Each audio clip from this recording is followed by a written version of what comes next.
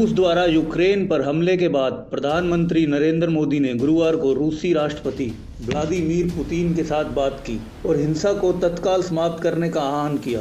Phone पर बातचीत में पीएम मोदी ने इस बात पर भी जोर दिया कि भारत यूक्रेन से अपने नागरिकों के सुरक्षित निकास और वापसी को सर्वोच्च प्राथमिकता देता है। प्रधानमंत्री कार्यालय के अनुसार पीएम मोदी ने राजनयिक वार्ता के रास्ते पर लौटने के लिए सभी पक्षों से ठोस प्रयास करने का आह्वान किया है और कहा है कि रूस और नाटो के बीच मतभेदों को बातचीत के माध्यम से ही सुलझाया जा सकता है।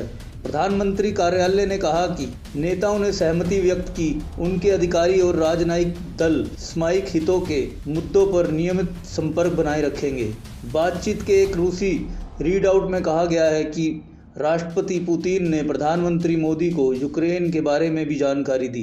रूसी बयान में कहा गया है कि पीएम मोदी ने स्पष्टीकरण के लिए राष्ट्रपति पुतिन को धन्यवाद दिया और वर्तमान में यूक्रेन में भारतीय नागरिकों की सुरक्षा सुनिश्चित करने में सहायता के लिए कहा और राष्ट्रपति पुतिन ने यह भी कहा कि आवश्यक निर्देश दिए जाएंगे। एक बयान में कहा गया है कि दिसंबर 2021 में प्रधानमंत्री की बात हो रही है रूस के राष्ट्रपति के साथ, तो यही हाईएस्ट लेवल पे बात आयोजित रूसी भारतीय शिखर सम्मेलन के संदर्भ में द्विपक्षीय सहयोग के कुछ मुद्दों पर चर्चा की गई।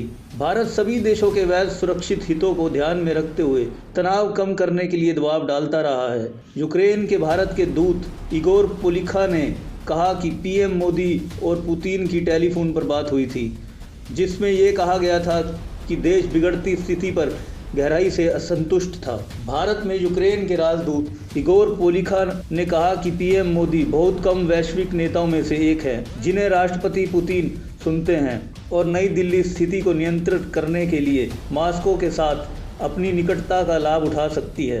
पीएम मोदी सबसे शक्तिशाली सम्मानित विश्व नेताओं में से एक है। देखते रहिए आप चेंजिंग फ्यूचर न्यूज़।